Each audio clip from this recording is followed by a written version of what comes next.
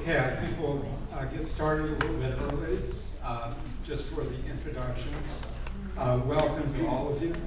Thank you, each of you, for being here tonight for this forum for the candidates for the Tucson Unified School District Board.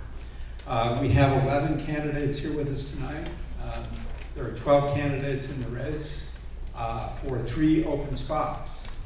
My name is Greg Hart, and I'll be moderating tonight's forum on behalf of its sponsors, which are the League of Women Voters, the Metropolitan Education Commission, the YWCA of Tucson, and Voices for Education. The media sponsor tonight is the Tucson Sentinel. By the way, this will be on TucsonSentinel.com, the website, as early as tomorrow morning, the video version. And for those of you who are really interested, it will also be broadcast on Access Tucson on October 9th and 16th at 3 a.m. So set your alarm.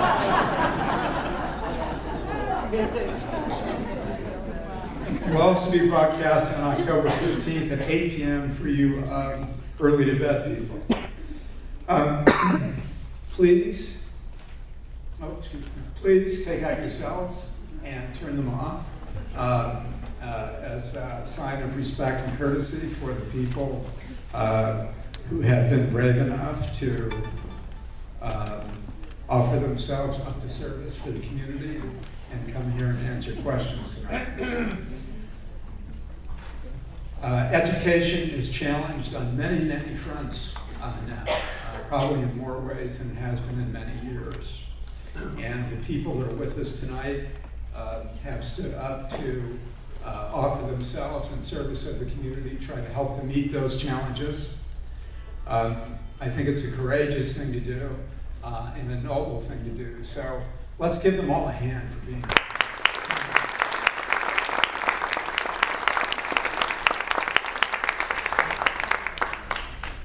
Also, now that we've given them a hand, let's hold that until the end of the forum, so that everybody has an equal time to speak and make their points heard.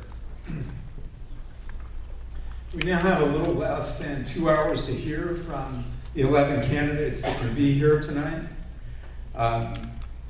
So just as a matter of the sheer numbers, we have a bit of a compressed format. Each candidate will have 1 minute to make an opening statement, and then we will go to 2 prepared questions, where each candidate will have 90 seconds to respond. Shirley Mooney here in front will be our timekeeper. Candidates, please pay close attention to Shirley out of respect for the format, the audience, and the other people who are running for the board as well. The audience, we're encouraging you to write down questions of your own. We have people who will be collecting those here. You can see people holding up the little white cards. Please write down your questions, get them to them, and we'll have 2 screeners, June Webb-Veneri from Tucson Metropolitan Education Commission, and Robin Hiller from Voices in Education, both experienced in screening. They'll be screening for questions. Somebody laughing. They'll be screening for questions that show an audience tendency. We will then go to, after the prepared questions, to those audience questions, where each candidate will have a chance to answer, give a 1 minute answer. We'll have 3 to 5 of those questions, depending on the way the time goes this evening. And then each candidate will have an opportunity for a 90-second closing statement. So, if you need candidates for me to repeat a question, I'd be happy to do it. And I think we can begin. Ms. Campus Fleener, is unable to get up on the dais. I hope if you wave your hand and make sure everybody can see you. She just had a medical procedure which prohibited her from getting up to the dais, but she is here. And Ms. Campus-Fleener, please begin with your 1-minute opening statement, and we'll be moving this way down the dais. Hi everybody, I'm Debbie Campos-Fleener, and I've been a native Tucsonan and born and raised. I have a business here, and one of the things that I'd like to see is TUSD run their organization as a business. Because if I ran TUSD, if I ran my business like TUSD, I wouldn't be here and I'd be out of business, okay? Okay. Thank you. Mr. Stegman. I'm Mark Stegman. I teach in the Eller College at the University of Arizona. I got involved with TUSD because, like many people at the university, I was concerned about the lack of preparation of our students. I served on the audit committee for a couple of years. I attended about 50 board meetings before I got on the board. There was still much I did not know when I got on the board. After 3.5 years, I know a lot more, and there's still a tremendous amount that I don't know. And if I serve again, I'll know more, but there will still be a lot that I don't know. But I think this experience in a district of this complexity is important. TUSD has very many problems. Obviously, I've tried to be honest about those problems. I've worked very hard to address those problems. I think I have accomplished quite a few things, maybe more than most board members do in their first year. But still, whatever I've done is a small fraction of what needs to be done to make TUSD the excellent district that I firmly believe that it can be. Thank you. Good evening. My name is Ralph Ellenwood. I'm a native Tucsonan and a criminal defense lawyer. I've been in practice for 37 plus years. I'm the parent and grandparent of TUSD students and the parent of a TUSD teacher. I'm finishing, or starting, I should say, my 4th year on the Tucson High Site Council, which is where I kind of got the bug to get involved in this because I got a bird's eye view of the budgeting process and the huge impact it had on the delivery of education at the site. Tucson High is arguably the most successful high school in the district. We have a waiting list of over 200 students every year, and it offers a very diverse curriculum. I am concerned because I think that the board has basically Thank you. Mr. Medler. Good evening, I'm Robert Medler. I decided to run for the school board because I didn't like how the district was appearing in the paper, in our community, now it appears nationally. I think leadership is a big component that's lacking.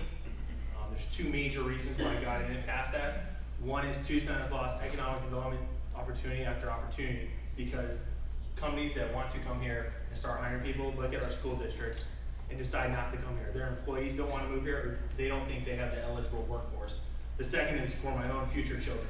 My wife and I are newlyweds. We do not have kids yet. That's a question I get asked every day. But I look at it as, when do I want to make an investment? Do I do it before I want to return or after I want to return? And I think it's before, and that's why I'm running. Good evening. My name is Crystal Ann Foster, and I'm a teacher. And I just began my 20th year working in our public schools. So I've dedicated my career to education, to our public schools, and I am not giving up on public education. I am running for the TUSD Governing Board because I hope to bring the perspective of the classroom teacher to the difficult discussions and decisions that we're having in our community around education today. I understand how the policies that a board makes, how that affects the teachers and the students in the classroom. I'd like to remind everybody that you're voting for 3 people this evening. And so it's easy to think about who I agree with the most, but I hope you think about the 3 people up here who will work together for you and for our students, because that's ultimately what we're asking you to do with your vote. Thank you very much. Thank you. Mr. Sugiyama. I'm Alex Sugiyama. I'm the person who got appointed to the board as a result of Judy Burns passing away. I'm the, I guess, survivor of the 54 people who applied. I was picked, and I've been serving since January. The reason that I applied and the reason that I'm doing this is not only because I have two daughters, one of which is in the system, but I'm doing this because of my conversations and my experiences of dealing with my wife, who was a former TUSD teacher. I was always concerned about the things that she told me about the district, and now that I'm on the board, I see how complicated it is, the rules and the regulations that there are, and how easy it is for people or board members to micromanage the district. The district is incredibly complex. It's one of, I think, the largest or most complicated organization in the state. I have business experience, but TUSD is not a business. It needs to be managed differently and not micromanaged, and that's what I want to do. Thank you. Hello, my name's Betsy Putnam Hidalgo. Thanks for coming out. I'm a parent, and I have, most of my experience is at the site level. I have always been involved in my son's schools, PTO, site council, SCPC, you name it, I'm there. If he didn't want to see his mom every other day at school, he's already lost that battle, because there I am. When the district tried to close down his school, holiday school at that time, I got involved, and I became the catalyst for a group of parents who actually succeeded in keeping the school open. That involved a lot of going to board meetings, and I seem to have never left that habit. So I've been going to board meetings for the last 3 or 4 years, and I have a lot of ideas for things that could change, and I hope that I will have time during the questions to express them. Thank you. Mr. Juarez. Hello, good afternoon. Thank you everybody for coming out. I am the product of public education. I'm also the product of a single mother household. So I want to thank all of you for being here. I know how difficult it is to sometimes be everywhere at the same time. I am a Pima County employee. I'm a community planner. I'm used to building consensus. I'm used to working with folks to try to develop better ideas, more effective ideas. And within that, we have to deal with budgetary restrictions and other types of restraints that keep everybody grounded. And I think that's one of the things that hasn't been happening at the district. I think it's important that we talk about not just our kids, and not just what we want to do with the district and how we want to run it, but more importantly, how we want to get our kids to learn. Not teach them how to learn, but teach them not teach them what to learn, but teach them how to learn. And so it's important that we support our school children as well as our teachers.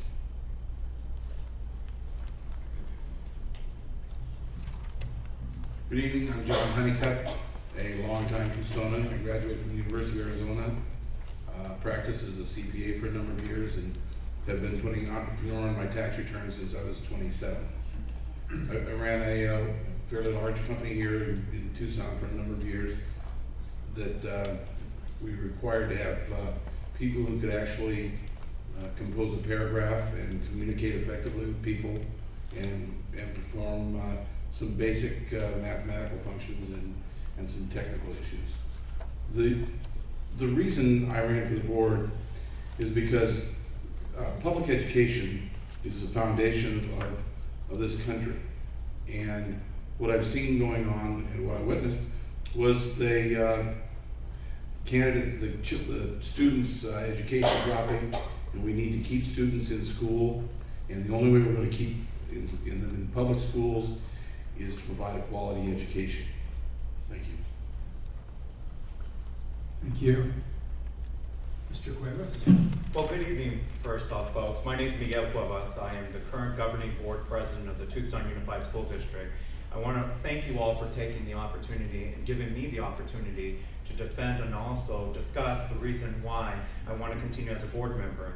Now, I have to give you a warning. If you see my mom jump up and down, that's the reason why. So thank you so much for coming, Mom. The reason for me running for the governing board was twofold. Number one, I'm a first generation U.S. citizen and also a high school graduate. My mother, father, and brother actually all dropped out of Tucson Unified. That was my motivation to ensure that no other families or none of my other friends or their kids were put in that situation. The second motivation is actually I have a younger brother at Tucson High School and one that's about to attend kindergarten.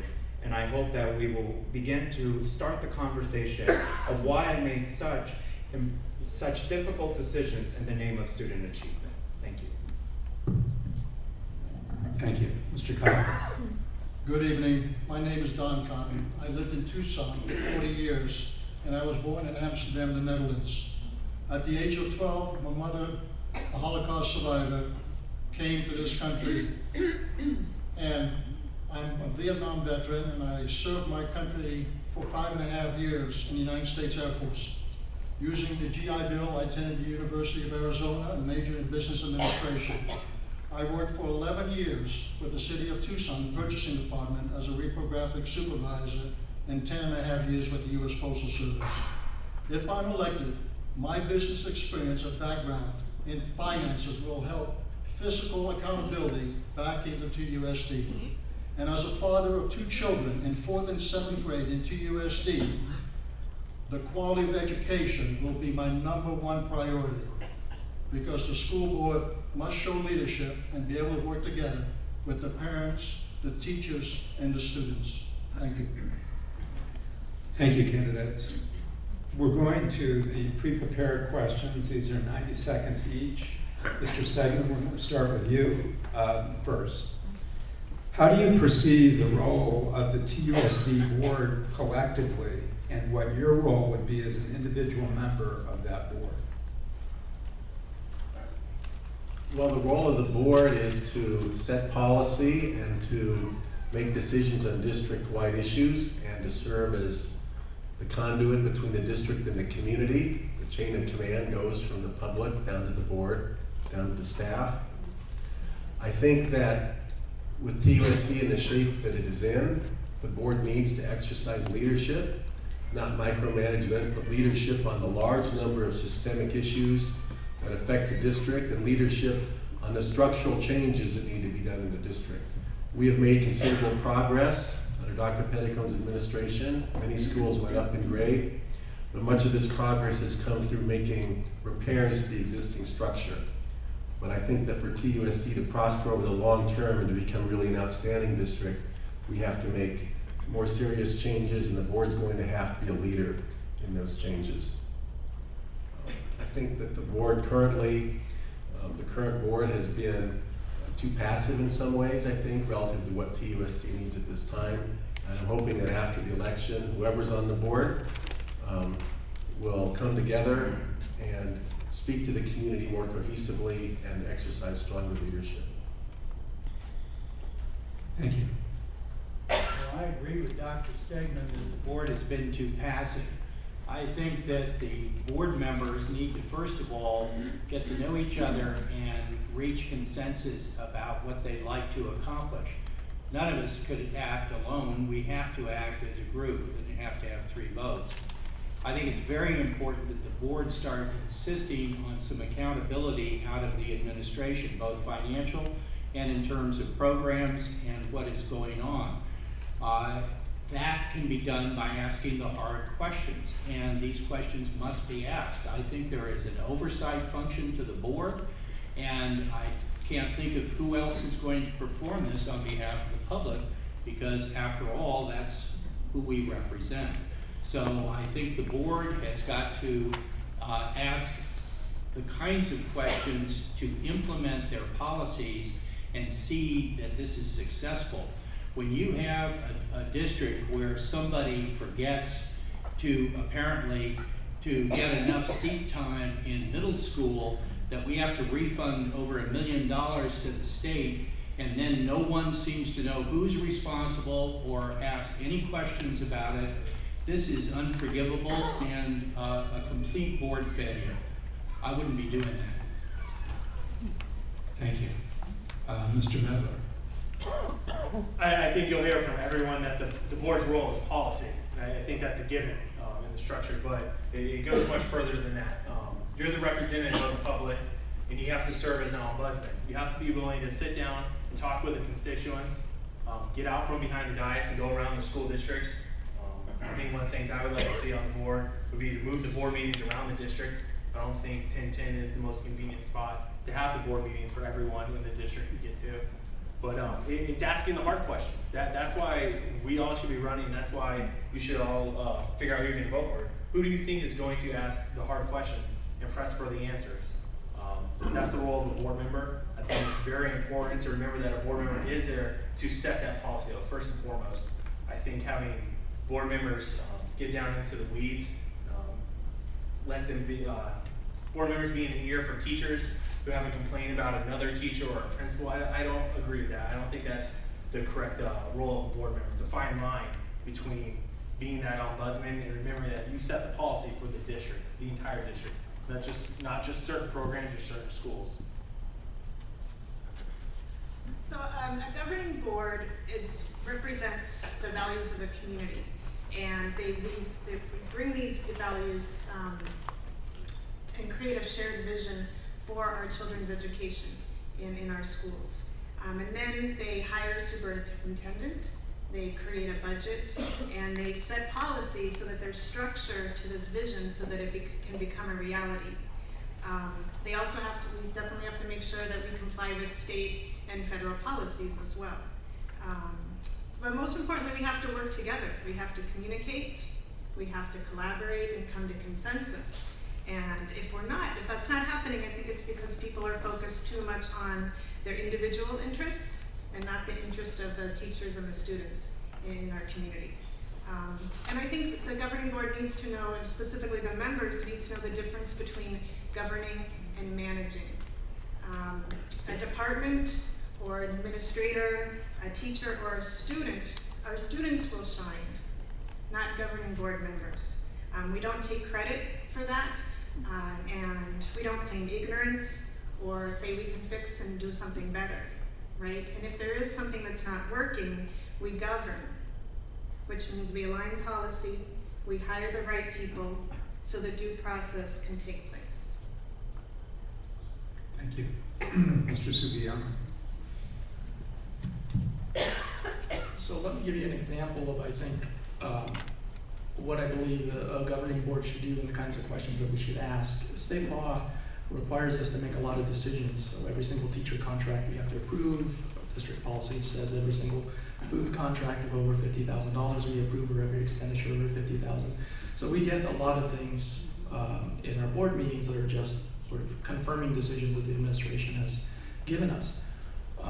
But all the things that we kind of do are being squeezed out, or the things that we're doing are squeezing out the things that I think we should do. And an example I would give you is the start of the high school. So part of the reason that I'm here is because I would sit and read in the New York Times and the Wall Street Journal, or in the Daily Star in the Arizona Republic about educational matters. And one of them that I learned about was the fact that adolescents, their brain physiology is such that waking up early is not something that they're very good at. And we have a lot of high schools that start at 7:30.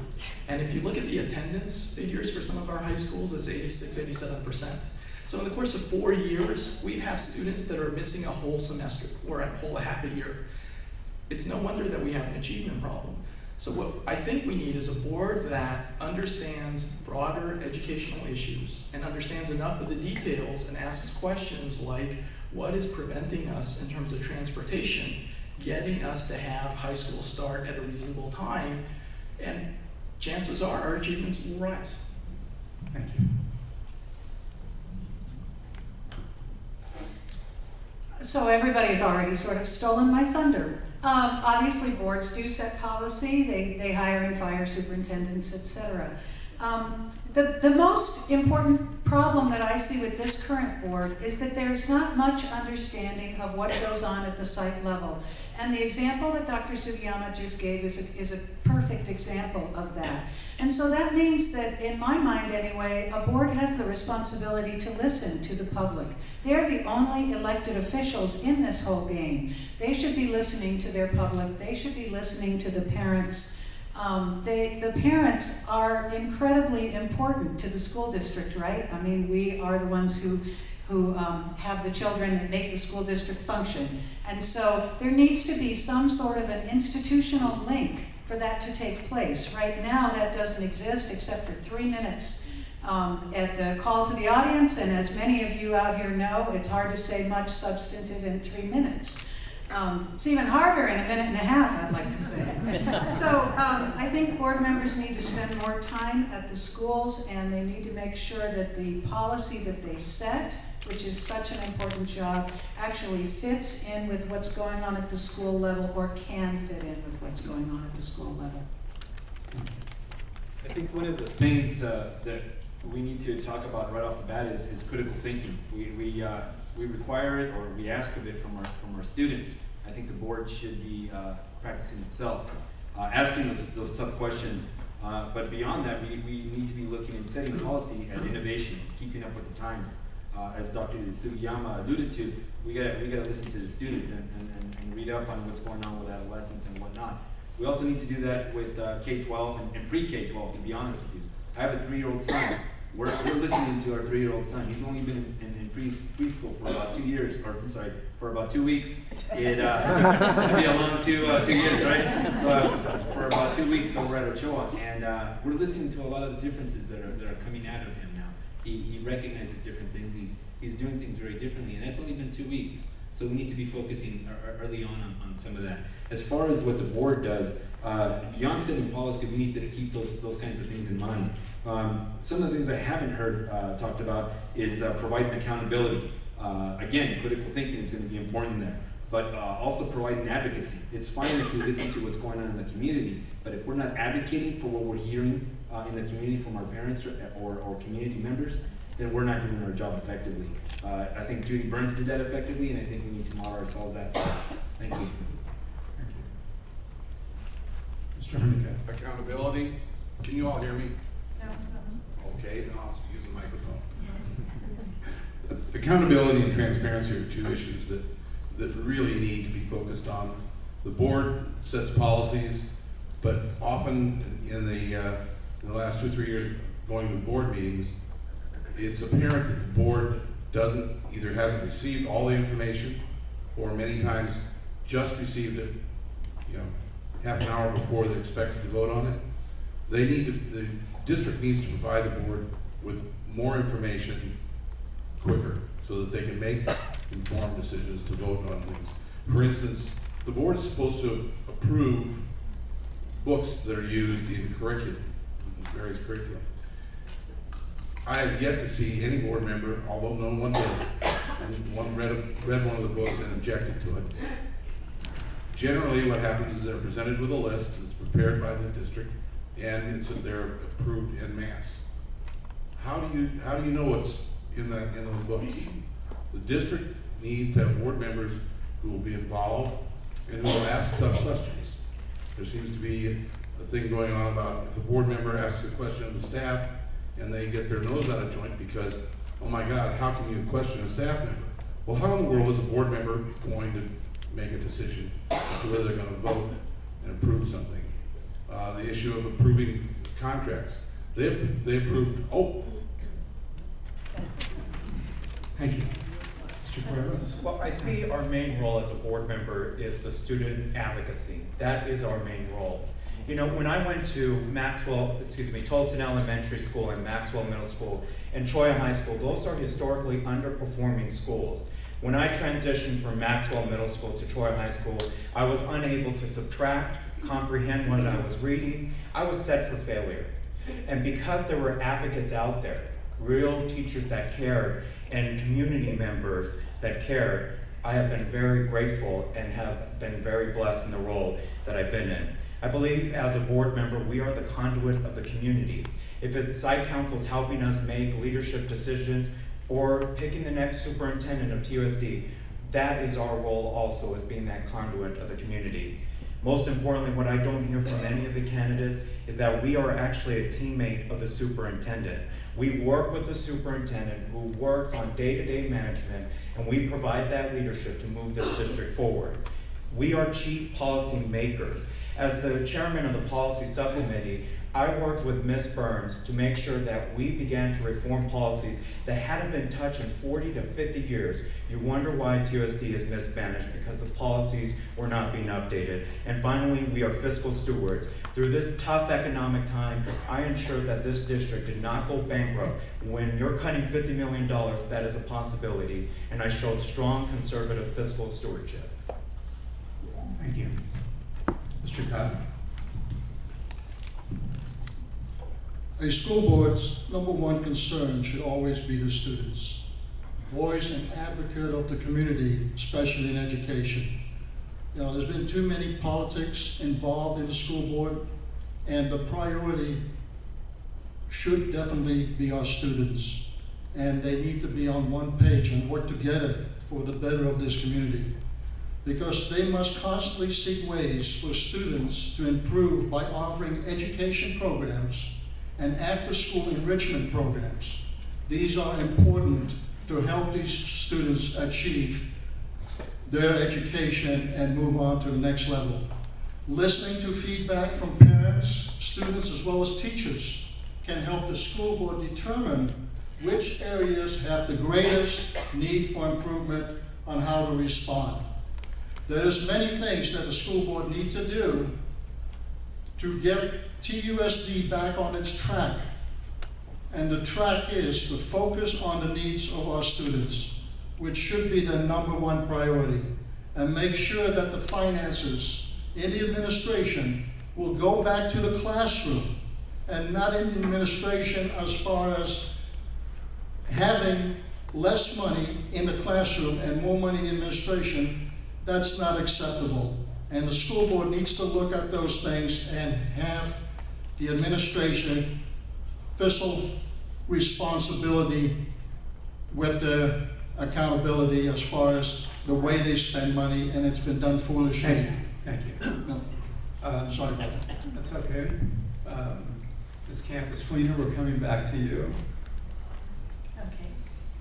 Well, the board is your responsibility. You're the ones that are going to put the board members there. So it's really the community's choice to choose the adequate and the correct board member to be able to sit there and serve the community, and taking into account that they administer and write policies, but those policies should be written with the product, and the product is the kids, the students. The students are supposed to be the product of TUSD, and they should be academically prepared to be able to compete with everybody else in this community and statewide and nationwide.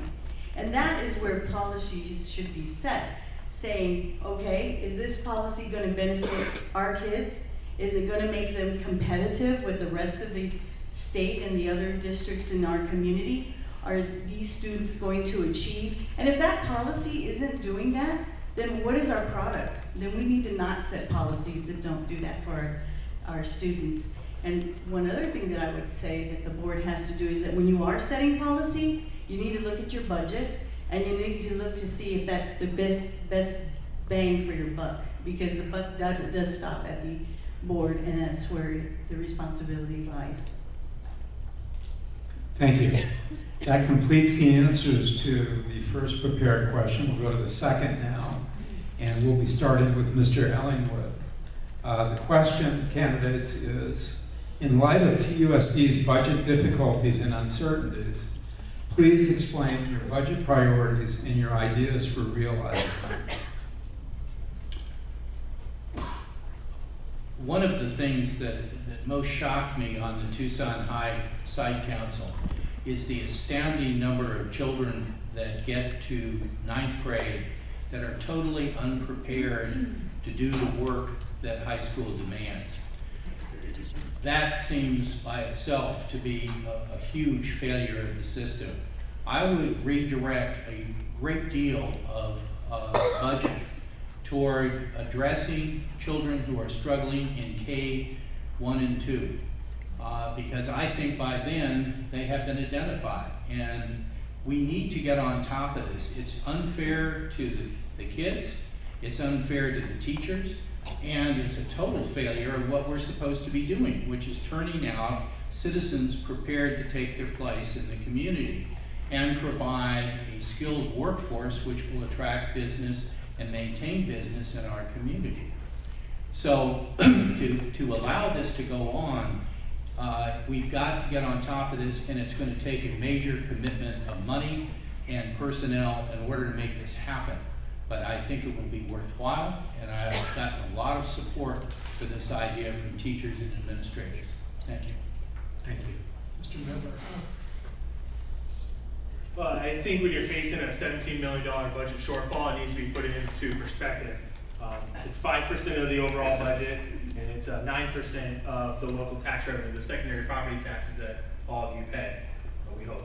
So, it sounds like a lot. Thank you for the laugh. Some people get it.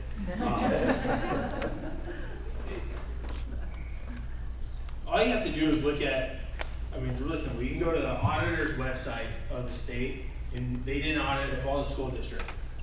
Tucson Unified only puts 50.4% into the classroom. And I know there's a lot of arguments about classroom spending, and you can go either way on it. But you look at the only other comparable district, which is Mesa, and they managed to put in 58% into their classroom. Similar size, actually they have 15,000 more students. It's a little bit smaller geographic area. But you have to just think, why are we not putting more dollars into the classroom? If, as John mentioned, the low academic achievement. Tucson Unified over the entire district had 20% non-graduation rate, so they're only graduating 8 out of every 10 students. That's pretty low. I'm not complacent with that one bit, and it's not about the district next door or somewhere else in the state or the state next to you. It's a global economy. So are you graduating kids that can compete globally? And the answer is no, we're not. And the answer also isn't lowering the bar, it's raising it, challenging the students and making sure that teachers have the resources to have the students meet that bar. Thank you. Ms. Foster? So I'm the one candidate who's really been out there questioning the $17 million deficit.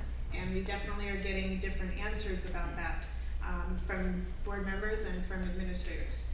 And before we can prioritize, and any of us sit up here and say what we would cut or what we would not cut, I think we need to see the budget. I mean, it's really hard to look at some line items and make some distinct decisions here without knowing what we're really talking about. But what I do want to share are my priorities. Something I've been talking about in my campaign is show me your budget and I'll show you your priorities. And as a classroom teacher, I always put children first. And that comes down to their safety, their health, and their academic achievement.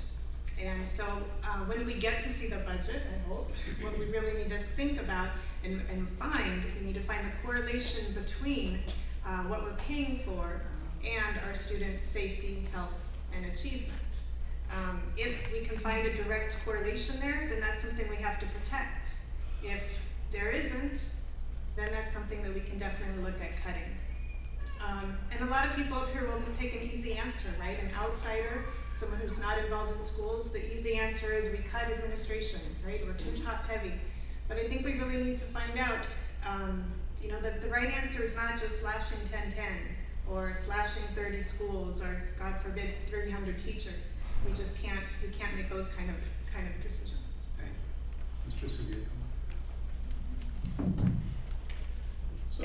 So as many of you know, I'm an economist, and one of the things that economists have been talking about is the challenges that Arizona has been facing sort of from an economic standpoint and the fiscal challenges for the state, and it's impacting the district at a macro level. In part, we don't know where the budget stands because we have things like Prop 204, which I actually personally support, and the state's fiscal situation is always changing. And when you're making a budget sort of years in advance or a year or 18 months in advance, it's very hard for any school district in the state to know exactly where they are. But that said, if you look at the district and you look at how many schools we have and how many students we have and how many students we've been losing, we have roughly 13,000 or more empty seats. We've got, some of our schools are 60%, on average we're about 60% utilized. A good school district would have full schools. We are loving our schools more than we're loving children. We are paying electricity. We're paying to fix our schools and maintain our schools. Part of the reason we don't have enough money in the classroom is related to have too many schools. So first, I believe we should right-size the district. And once we right-size the district, we can have enough teachers and fully staff as best as we can our classrooms and give quality instruction. But without having enough cafeteria workers and enough support for principals, everybody is overworked.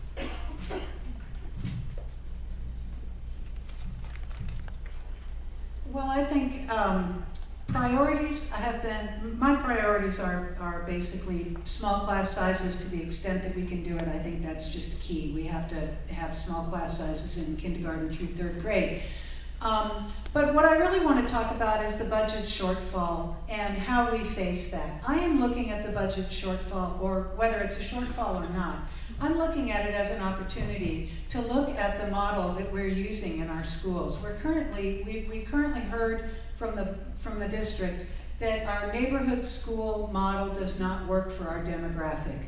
Well, it is the model that we have, and those are the schools that we have, and we don't have money to be destroying schools and building new ones. And so I would like to see us fill up that neighborhood model and make it more substantive by, for instance, we know that low-achieving kids are very often poverty-stricken kids. We know when we look at the test data internationally that the problem is not achievement, it's poverty. And we could be opening up our schools to try and work on that poverty by having things like school-based medical clinics and educational opportunities for adults, GED classes, etc., in our schools, using the extra capacity of the schools for the neighborhood, to benefit the neighborhood. That stop sign is coming up in just a few seconds. There it is, I can't go on. Thank you. Well, I think being on the board, you're going to have a different perspective than being a candidate, and I'm sure the incumbents can address this a little better than us. But what I can say is the budget priorities are going to depend on the budget sources. I mean, certainly DSEG, some of the other title programs entitlement programs can certainly address some of the gaps that we're working with. But primarily, I think that beyond that, I think we need to start looking at ways to generate revenue, not necessarily as a business, but certainly there's ways to do it. One example I'll cite is, again, going back to my son's pre-K program. We were paying about $2,000 a month for childcare. Now we're only paying $500 a month. That's a win for us, but the money's going not to TUSD, but to a outsourced agency that's coming in to take care of the pre-K program at Ochoa. I think if TUSD adopted that model, not only could they fill some of the seats at some of the empty K-3 schools, but certainly bring in kids directly through that source. In other words, funnel kids right into the kindergarten classes. The other thing I would say is looking at summer camps, academic summer camps, but also certainly make them fun so that the kids want to participate. Some of them could be on a fee basis, some of them could be on sliding scale, but we can connect with local businesses as we go that way and intersect with other elements in our community. We could use our facilities during the summer and offset some of our utilities costs. And there we go. Thank you. The issue of budgeting is the board members, first of all, it's the board's responsibility to set the budget. At least that's all the information I've read. What ends up happening is the board is presented a budget to approve, and it appears to be at a very high level. Personally, I have requested detail and have never received a response. The district used to provide great detail as far as went into the budget 5-6 years ago. That has disappeared. So there goes transparency and accountability. And the only way we're going to be able to determine how to rearrange the priorities is to really know what's going on in the budgeting process. And the basic problem we have is somehow the board has got to tell the district, you get more money into the classrooms.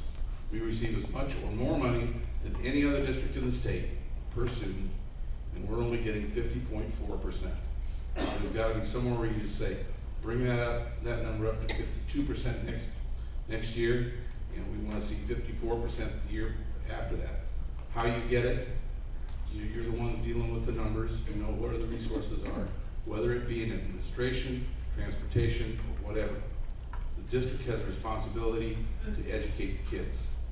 And the only way they're going to do that is they have more money in the classrooms. And with that one, I'm going to stop because that's where it belongs, is the money belongs in the classrooms. Thank you. Well, and I strongly believe that the money belongs in the classroom, but let's talk real facts here. First off, Tucson Unified actually spends more dollars real dollars in the classroom than Mesa Unified does. So proportionally, we can do a whole lot better. For real dollars, we actually spend more dollars when it comes to the classroom. I believe that as a board president, we have actually engaged in a process where we're engaging community members, business leaders, educational leaders, students to help us prioritize. I believe that student achievement should be the crux where we start and make those decisions. And from there, we should also identify non-classroom dollars. We have to realize when we talk about that 49.5%, we're talking about support services like dropout prevention, ethnic studies, a lot of these programs that could really hurt students if we don't have them there.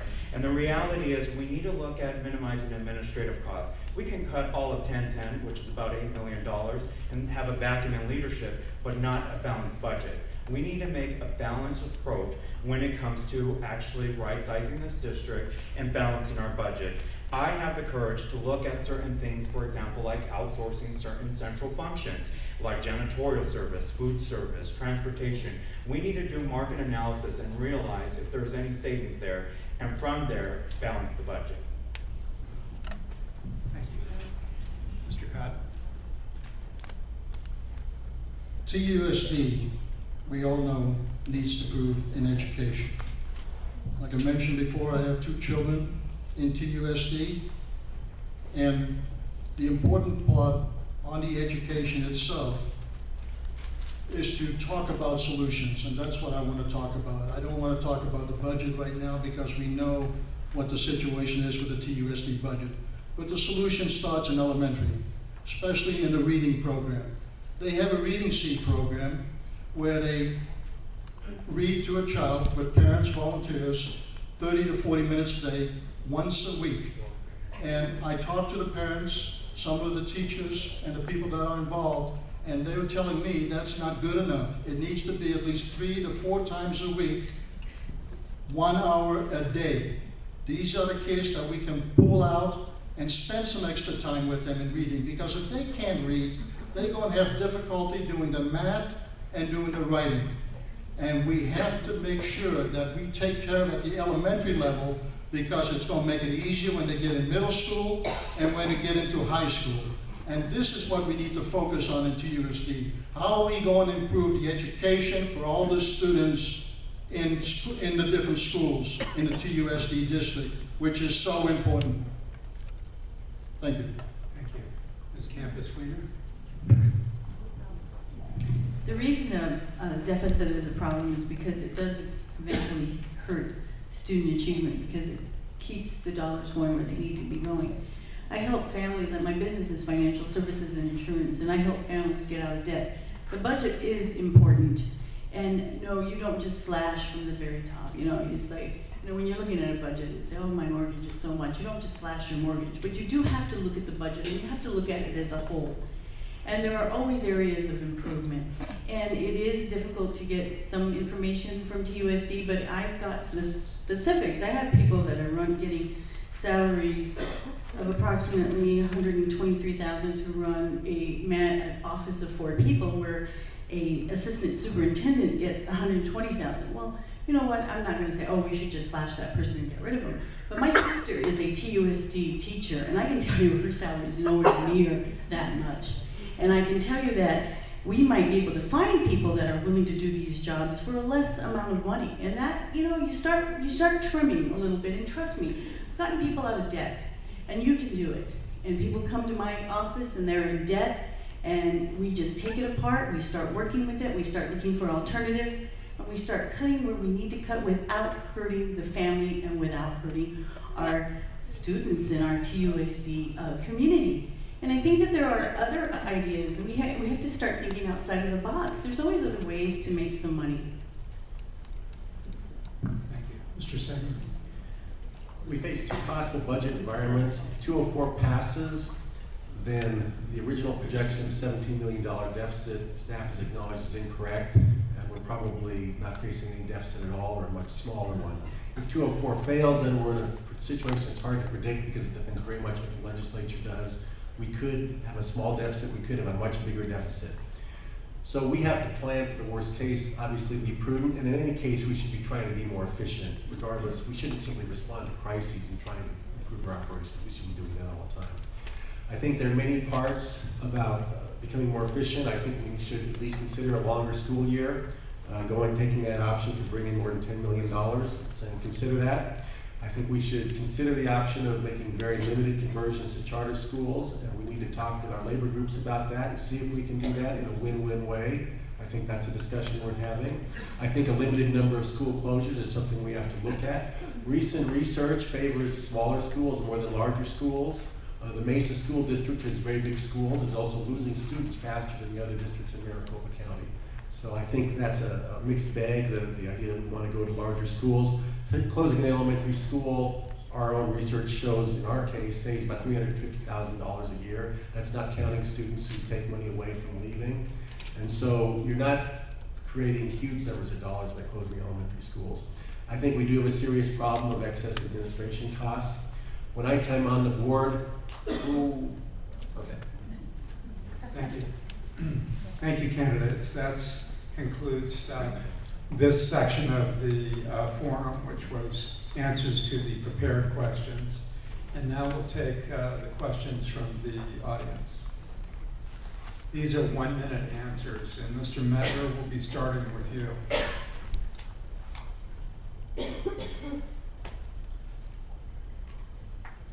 Thank you.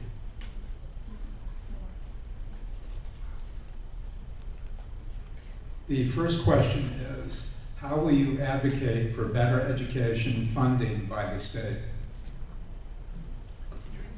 Yes. The question is, how will you advocate for better education funding from the state? That's a great question, because I think that is a very good question. The state legislature is not easy to work with. I do public policy for a career. I work for a large business advocacy organization in town. And I've been responsible for the federal and the state levels of government. I also work for at the city and county as well. You have to be willing to go off the road and sit down and have the hard conversation with the legislators, tell them why you think it's a priority. But then it takes the board member coming back and having that community conversation. If you need to call your representative, you need to call your senator, right? They want to hear from you. They really do. I'm a paid lobbyist. I get paid to talk to them. They don't want to hear from me. They want to hear from the community members. So I think it's important that a board member come back and let the community know this is what our school district needs, and you call on the community to let that member of the House of Representatives or the state Senate know. I mean, that's how you work with the state legislature, and that's how you get it done. You have to build those relationships. Thank you. And just as a reminder, these are 1-minute answers. Ms. Foster. Absolutely. I think our responsibility as a board member is to inform our community how the state funding is affecting the kids in the classrooms and our teachers. And so by being transparent, how it's happening, let people know how that is affecting us, then we make better choices as voters. We also should collaborate and communicate also with the representatives up in Phoenix who are supporting education and helping them understand. And so really it's about that, make sure that people understand how those choices are affecting our kids in our community, helping you make those choices as voters, and being open to that conversation, most definitely. Thank you. Mr. Siddiqui. So when I had an opportunity to meet with a state legislature, the question came up, why do we have such a strong charter school system in the state of Arizona? And the response that I got was that there was a frustration with how school districts were being run and managed at the sort of the state legislature level. And there's I guess a concern among many people that if you just give the educational system more money, that money is going to be mismanaged. So what I would say is, in order for us to get more money, we have to do a good job with the money that we have. And we have to be fiscally accountable and transparent and let people know of the hard work that's being done, not just keep that information in-house, but share all the successes and all the hard work and turn the system around if the largest school district in Pima County becomes an excellent school district. We have a much easier job in getting higher educational funding in the state. Ms. Putnam, Hidalgo? Thanks. I think the key to getting better education funding from the state is actually here in the community. I think we need to model, we the district, well, not there yet, but the district needs to model basically the kind of political process that we want to see. If the district responds to the people who are the stakeholders in the district, it will encourage and motivate people to take action at a higher political level. As it is, the district has a sort of damping down effect. You go to a million board meetings and you express your point of view, and it may or may not be listened to. You go to express your point of view on many things, and it may or may not be listened to. This is where transparency is so important. We can nurture a community that is politically active about their students' education by handling it well at the district level. That will encourage people to take that activism to the state level. I think right off the bat, I want to agree with Dr. Sugiyama. I think we have to bring the district up so that it's a lot more noticeable. So much like the buffet of humanity that you have up here, we got to shine so that we're noticed. So I think one of the things I would do right off the bat is I would say, and I'm not afraid to admit this at all, is support Prop 204. Why aren't we talking about Proposition 204? This is not a new tax. It's the existing tax that's already in place. And sure, some families have a tough time paying for that 1 cent every time they do that. But nonetheless, it's for public education. So I'm not gonna hammer 204 too much. But what I will say is, don't just talk to your legislators when they're in Phoenix and you're trying to get something from them. You need to be talking to them now when they're trying to get into the state legislature. We need to be supporting elected officials that are pro-public education. If we don't do that here, they're not going to listen to us until they have to go up for re-election again. That's what I would say. Thank you. I'll just touch on it briefly. Prop 204 is a criminal regressive tax on lower income people. And there's no way in the world that that's going to solve the issue. Money is not the problem. We need to get as much as we can, but it's the legislature, they've got their issues, and we've got ours. We need to, as everyone has said, we need to engage the legislators when they're down here. Tonight's a great example. There are a lot of people here that are concerned about education, and then you need to get out and talk to the legislators. Get them involved, let them know where the community is. The whole issue of, I'll just stop right there because it's going to be longer than 15 seconds. Thank you. Well, here's the reality, is education is an economic driver. So the thing we should do first as voters is make sure that 204 passes. Education is a priority, and that's what 204 is going to do. As for the Tucson Unified School District, we need to create a solid product and educate and defend it at the state capitol. I have done that. As difficult as it was, I've sat down with Russell Pierce and talked about Tucson Unifying. He didn't want to give me the time of day. I have sat and worked across the aisle, and sometimes with labor unions, labor groups, and we've talked with legislators and advocated the position of the district and educate our state leaders. The other thing I've advocated for is making sure that the district consistently has representation. We are a large organization that deserves a seat at the table every time an education bill or a funding bill is in place or in motion. And we have to make sure that education is always the top priority when it comes to our state leadership making decisions.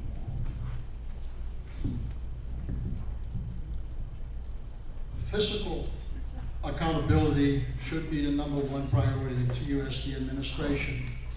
We have given $1 million back to the state because of poor bookkeeping, $180,000 because of a pending lawsuit, $10 million in a software program that's still not being used, and it's going to cost an additional $4 million to get it active. How can we tell the legislature that we are responsible as board members in TUSD when we are spending money foolishly. We need to show them that we are spending the money in a correct way and hold accountability with the TUSD administration and make sure that we don't spend on software programs or not able to do the bookkeeping. You know, we have to maintain our house before we can ask for additional money. And I'm also definitely supportive of 204. I hope it passes. Thank you. Thank you. Ms. Campus-Fleener? In a perfect Pollyanna world, it'd be great to say all our legislatures were going to be pro-education. It'll be easy to talk to them. But it won't be. That's just the way the diverse world is. So what's my role? Well, my role is to come to a legislature and have that hard conversation. But behind me, I'm going to have these student achievement scores succeed. I'm going to have students graduating. Those are the things that I can come to a legislator and say, hey, you know what, I don't know if you're pro or not pro public education. I am, I have a passion for it. And look at what we've done here at TUSD. We've made the students successful. They are now academically competitive with the rest of the state. So how about some money? And I think that's the way that you would approach a legislator. Now, to give you an analogy, if you go to a banker and you wanted to borrow money, you come in and say, showing that you made your payments on time and that you haven't had 5 bankruptcies. So that's what I would give you an analogy of, you know, show the proof. Do what you need to do for the kids and then go and ask for money. Thank you. Mr. Steigman? I agree with most of the other speakers that what we have to do is get our own house in order. We're not in the legislature, we're here running TUSD, and the best thing we can do is make TUSD run better. And I do support 204. Let's talk about administrative costs again for a minute. Mr. Medler mentioned that last year we had 50.4% in the classroom.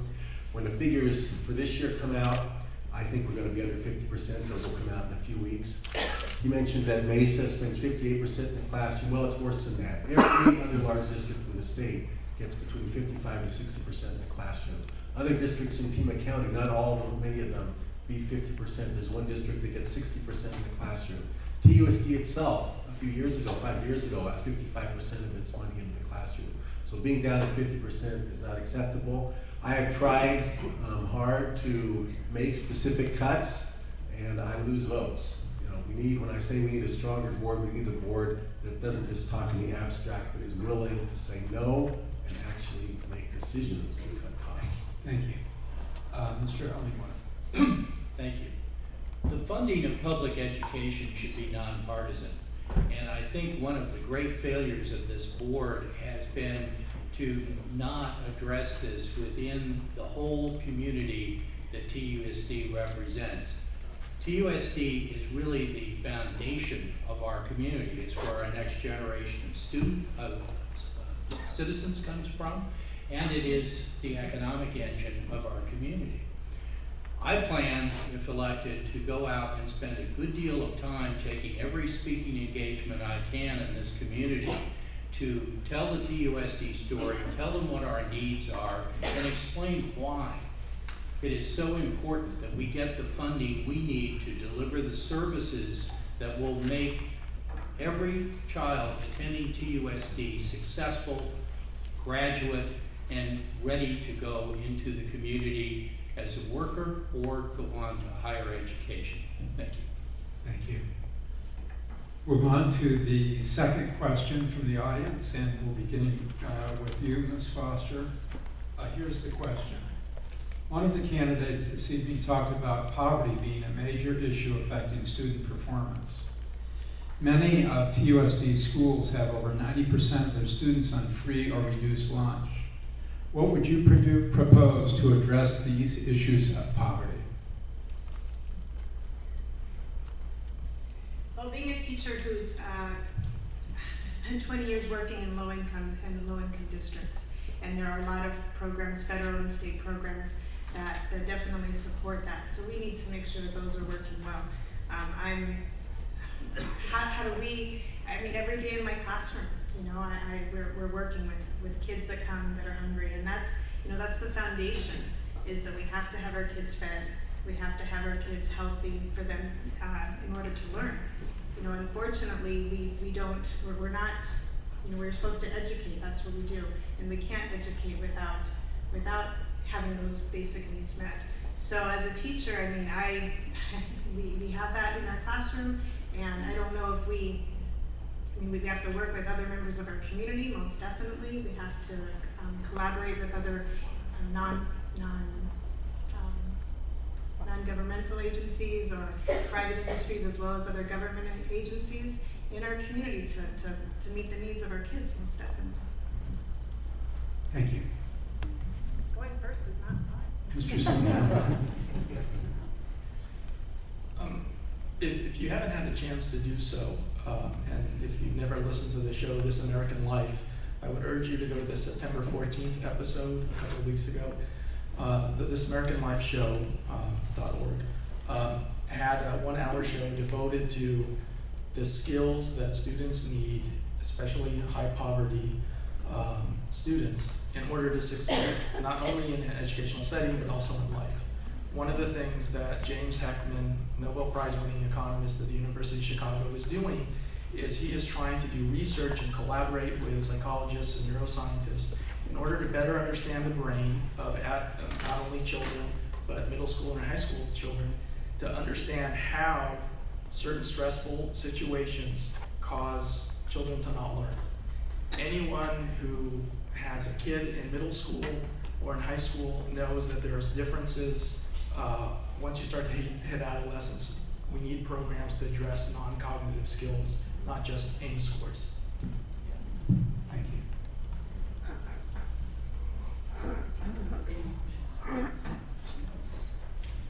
The research shows that household levels of education and general student health and access to libraries are all critical to a child's learning processes and to their achievement. These are things that are also pretty low the more poverty-stricken the neighborhood is. So I think through a conscious effort to determine neighborhood needs, we could start using our schools to meet those particular needs, right? So some of the projects could include adult education that raises the educational level of the entire household. It makes going to school seem like a family event. Other things could be counseling for family members who are recently out of prison, or for families who are dealing with a family member in prison. Health clinics that are based at schools, open libraries during the summers. If we set our sights on resolving these issues, we can do it, but it requires thinking outside of the box, and that's the hard part. But if we can do that, I really honestly think that we can do the rest. Thank you. So I was one of those poverty-stricken children growing up in a school district in Yuma, and I can tell you from personal experience, all I wanted from my teachers in my public schools was to be smarter, was to be a better student, so that I could get my family out of poverty. So that's really ultimately what it comes down to, is we gotta teach our kids how to be smarter. How do we do that? I mean, we hear the term thrown around a lot, student achievement. How about student learning? How about getting kids to know and learn how they learn, how they wanna incorporate information and then be able to achieve and reach higher. We need to raise the bar, and we need to be able to do that with the kids involved in that process. In addition to that, I would agree with Bets. I think we need to use the resources that we have available to us, like the schools, but we also need to look at our nonprofit partners. Why aren't we working with the community food bank? I understand it's a little embarrassing sometimes when you're bored, but you know what? If you're on a full stomach, that'll go away pretty quickly. Thank you. Not being one to reinvent the wheel, TUSD has a program or a school that is in probably 100% on Title I money, and it's one of the highest performing elementary schools in the district. And what it boils down to there is leadership at the school. The principal, he doesn't take any prisoners. If the teachers aren't doing what they're supposed to do under the program that he's set up, they get to go work somewhere else.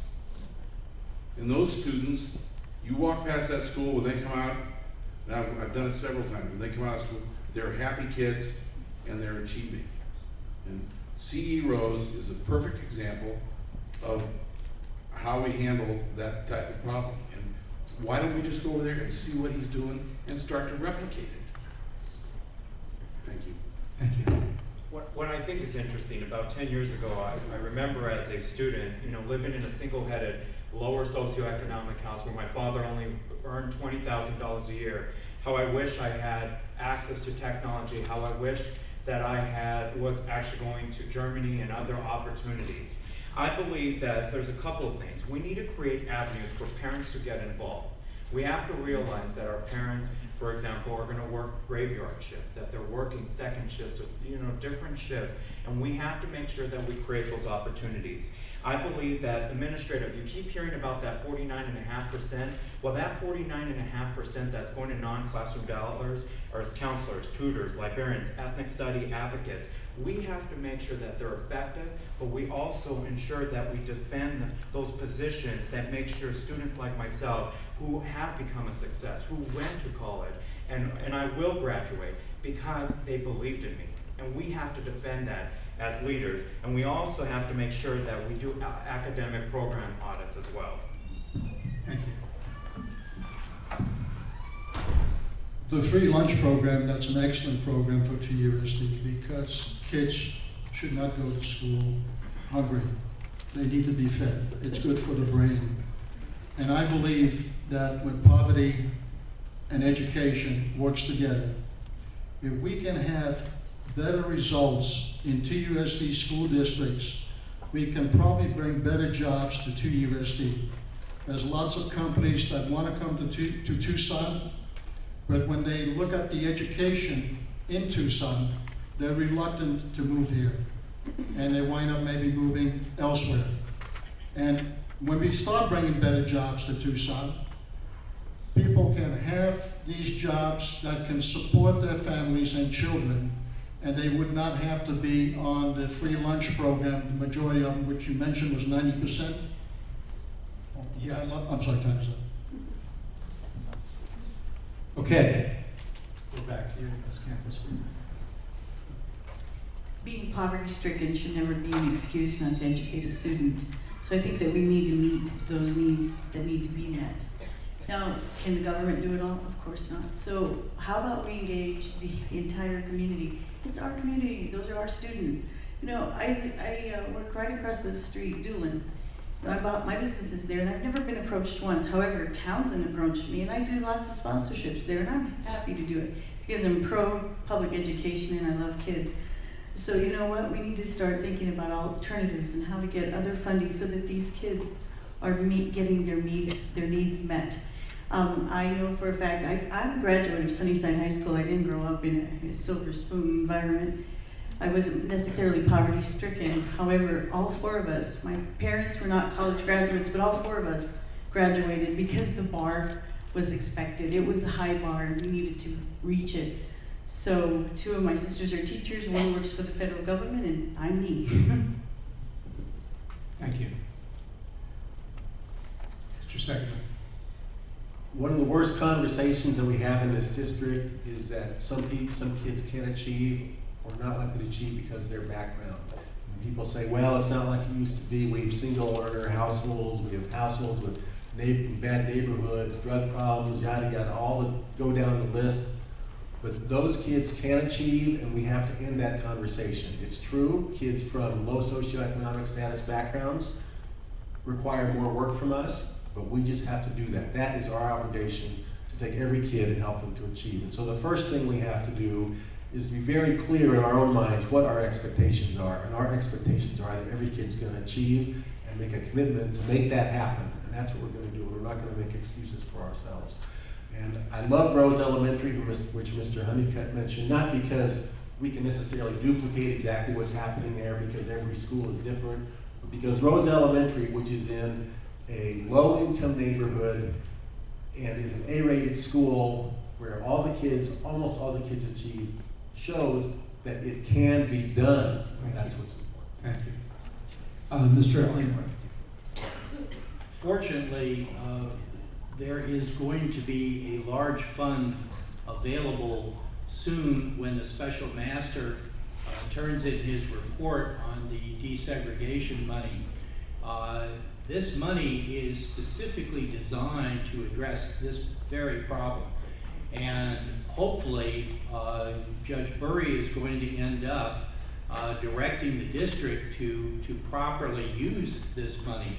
And I am hopeful that these funds will be directed exactly at this population to provide the services that they need to make them successful. And I would circle us back to what I said earlier about addressing struggling students in K1 and 2. We need to do this at the front end, not the back end.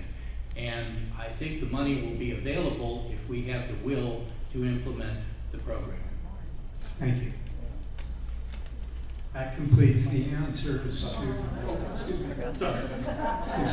Get an extra minute, right? Yeah. I marked you off too fast. No worries.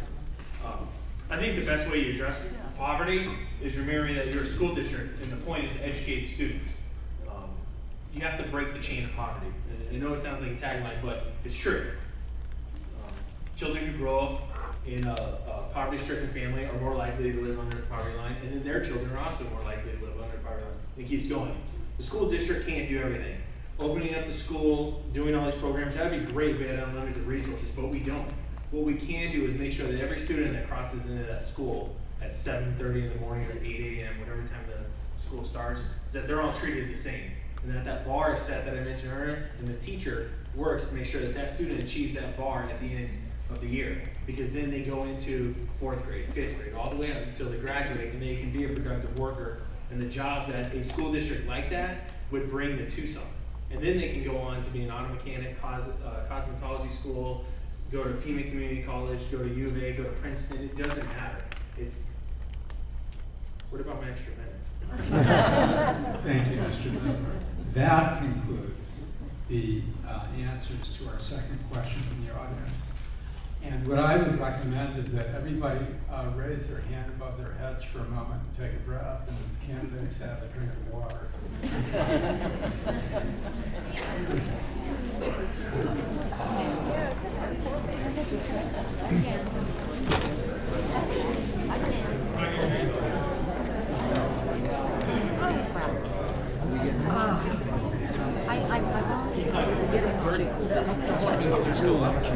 And now I'm going to be in That concludes the yoga class. but I think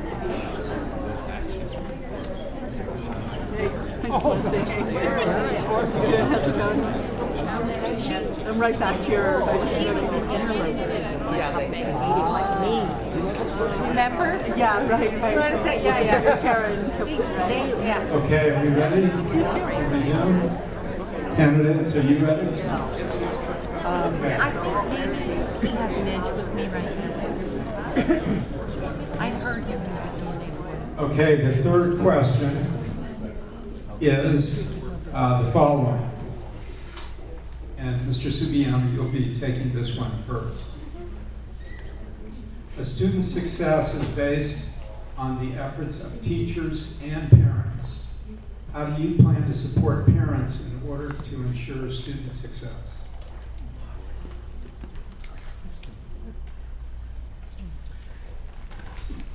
So I was having a conversation with a friend of mine last night, and she wanted to know basically what were the things that she could do to make sure that her son who's going to kindergarten next year is going to succeed. And we live in a world that has a lot of challenges. In particular, it was about drug use and teaching her son not to get involved with things like that. One of the things that I believe that public education, a large school district like TUSD should do, is to provide information for parents so that they know what they should do in order to help raise their children.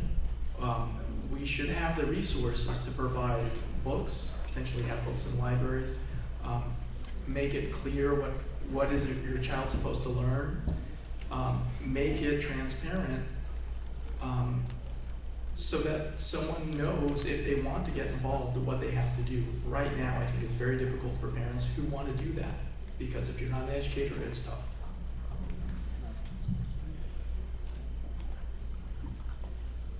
So one of the ways to support the parents is to treat them as if they're important, is to treat them as if they are as important as in fact we are.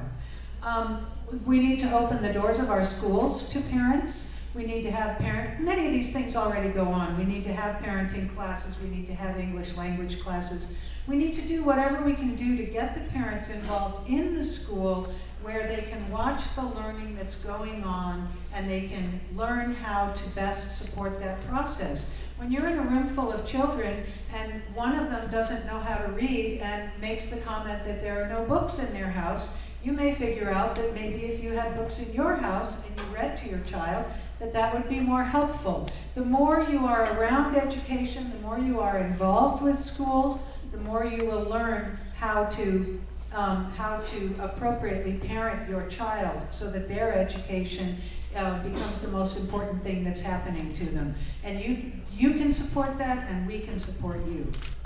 Thank you. Mr. Honeycutt. That would be Mr. Juarez. Right off the bat, I would say site councils. Site councils are not necessarily an exclusive opportunity for folks to interact with TUSD, but we should make these site councils fairly large so that a lot of parents can have access to that. And we should be able to schedule site councils around the clock whenever possible so that we can make those accessible to different parents with different types of work schedules. Then I would say make community forums a lot more accessible. We had these community forums that were happening during basically the beginning of school. That was not very accessible. Then I would say keep 1010 exactly where it is. I don't think that there's a problem where 1010 is. I think it's been there for a long time, and I think it's okay there. What I would say is try to rotate the TUSD board meetings around town whenever possible, so that different folks have easy access to that, whether they bike or walk to those meetings. There's schools all over town. We should be going to those different schools to talk about those things. And again, engage the parents respectfully, the way that Beth just mentioned. Thank you. Mr. Honeycutt. Site councils. Cam read my notes. You got to it first. I was in order. A few years back, TUSD made some significant cuts in the number of parents that were involved on site councils and replaced them with teachers. That needs to change. They need to open it up to parents, because when parents get pushed out, they become uninvolved. They think, oh, we're not important, so I guess we're not supposed to be there. You know, one of the things people say, charter schools, that they have to, parents have to sign contracts and all that. TUSD can't do that, but they can certainly encourage parental involvement, and the easiest way is doing it through site councils and making the schools open and available. When my children went to school 25 years ago, I had no problem. I just called the teacher and says, I'm going to stop in and watch. And I would go sit in a class. And that doesn't seem to be, parents don't seem to be welcomed to the schools. Thank you. Well, I feel as the chief policy person of the board to correct something. Number one, there isn't more teachers than parents. In fact, our policy says that there's an equalization of parents and community members compared to teachers. So read the policy first. And secondly, when it comes to opportunities, I believe that number one, we should educate our families of what opportunities we have available. If it's tutoring opportunities, site council meetings, or if a board member's coming out, like for example, when I come out, I meet with community members, I meet with parents, business leaders, the leader of the school. I think that's important, but also we should set expectations, make that phone call when it comes to the teacher and the parent. Establish that relationship, and don't call them when you need them. Call them because you care about them, and call them because you want to build a relationship.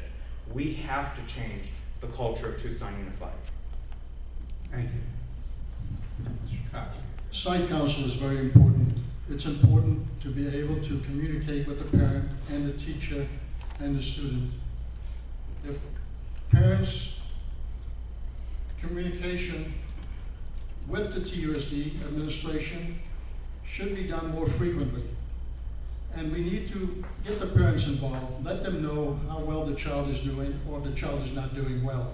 We need to let the parents know that they should read to their child at least every night, 20 or 30 minutes a night, turn that television off, and that is very important to get that child get the child going in the reading class, and they would be more efficient.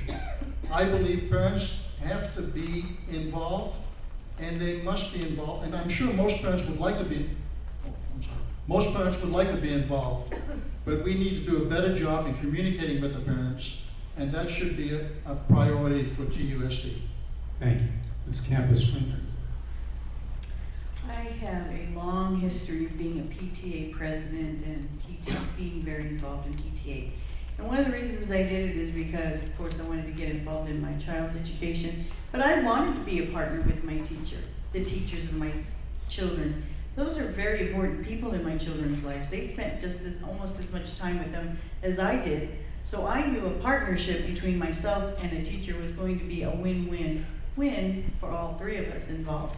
So I totally support parents and teachers working together as partners, and I think that TUSD has a responsibility to make that happen and to want to encourage that to happen. So I am definitely a person that I cannot speak enough about the importance of parents being involved, but they need to be welcome. And there are some steps and there are some things that you can do to make sure that they're welcome. And it's not always easy, but it's not impossible, and it can be done, because I saw it done in several schools. Thank you. Mr. Stager. Three things. First, several people have talked about making it a more parent-friendly environment, improving our customer service. That's easy to say. I have for several years pushed for what we call secret shopper program, where people go in, pretend to be parents, and see how they're treated. We are finally just starting to do that. I think that will help a lot. Second, schools need to be community institutions where parents have reasons to be there. We need to have more preschool, more post-school. We need to do those things in ways and have programs that bring the parents into the schools. We need to have more things happening on weekends, more things happening during the summer. If schools become community institutions where parents are comfortable, I think that will achieve much of that mission. And finally, laptops have become very cheap, and not all families have access to laptops. I think that we should look at what some other districts have done, and for kids, especially kids whose families don't have that technology at home, give them laptops or loan them laptops. And thank you. Parents, kids can. Yes. Mr. Allen. There was a program that was grant funded here in our community in TUSD. It is no longer in existence, but it was originally led by the late Elizabeth Arnott Hoffer.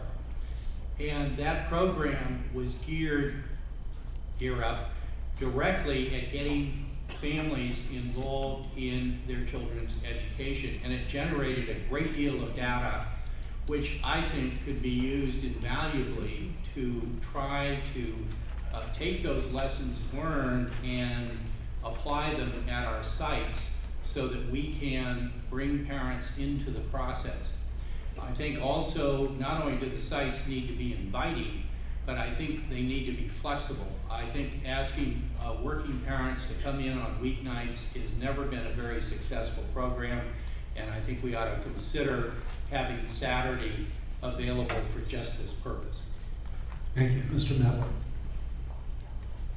I think you help parents by having the conversation with them, letting and I mean the teacher, forgive me, the teacher having the conversation with the parent. I grew up my dad was in the Army. I grew up going to DOT schools, Department of Defense dependent schools. If I didn't turn in something, my dad got a call at work. And I know it's the military, so it's different, and I hear that criticism, but it works. If the teacher calls your mom or dad at work or at home and says, Robert didn't turn in his homework, I got it done that night, and it was in the next day. And I have a friend who, she left the school district. She moved out of Tucson up into the foothills, lives in an apartment now. So her son could go to Catalina Foothills, Orange Grove Middle School. Well, she was telling me the other day, if you don't turn in your homework, you get Saturday school. And the only way you get out of Saturday school is if you do the homework and turn in Thursday with a note from the parent. So it's getting the parent to buy into the process that you put in. That's the important part, is that buy-in by both the parent and the teacher. Thank you. So we have to respect first and foremost that our parents are our students' first teachers. And so definitely partnering with our teachers is or with our parents is critically important. And in my previous position at the U of A, I had the opportunity to supervise student teachers, which meant I was going in and out of different schools in different districts here in Tucson. And I have to say, the customer service in TUSD is not what it is in other districts. And so definitely the first contact when a parent comes to a building absolutely has to be positive and inviting. And with that said, there are some schools that are doing very, very well. Fruitinler has a lot of parent involvement. Ochoa has a lot of parent involvement, as does Brickta. And so we need to evaluate what is happening there, what is already working in our district to involve our parents, and learn from that, because we have to share that with other schools, for sure. But I just want to go back to, we need lots of opportunities, we need positive experiences, and we have to respect them, that they're our first teachers for our kids. Thank you. That concludes the answers to audience question number 3. We're going to take one more, number 4. We'll be beginning with Ms. Hidalgo. If elected, what do you plan to do in the face of potential school closures? Yes, if elected, what do you plan to do in the face of potential school closures? Well, I've been speaking about how I would like to try and avoid school closures, but I do understand that they may be unavoidable. So I think the first thing we need to do is set the criteria for what schools we close and which schools we don't. The neighborhoods need to have a big say in that, and the people who go to the schools need to have a big say in that. I would like to avoid closing elementary schools because the age of the child is such that you don't want to send that child across town. You will send him or her to the charter next door before you'll send him across town on a bus. So I think we should avoid closing elementary schools. I think that we should close schools in the parts of town where we are losing students instead of, we shouldn't be thinking about closing schools in the parts of town that are growing, that are getting more and more students. And I think that we should significantly involve the neighborhood and the community and figure out a way to repurpose those buildings once they're closed so that they don't become a blight on the community. Thank you. Mr. Watts. What I would say about the school closures is, again, it might be a reality for us. So beyond trying to maintain some of these buildings that might have a higher M&O cost, maintenance and operation, we really should look at possibly expanding them, maybe turning the K-5s into K-8s. So maybe consolidating that way before we close those schools. We've seen some of these schools close down.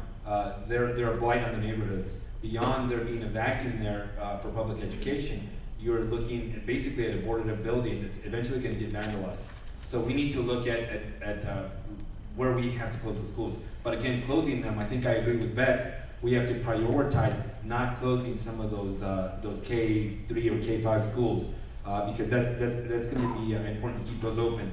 I think the other thing that we need to do is in developing that criteria, we need to be equitable in how that criteria is developed. Different schools, different communities have different circumstances, and those should be considered when developing that criteria. The last thing I would say is, there you go. Mr. Honeycutt.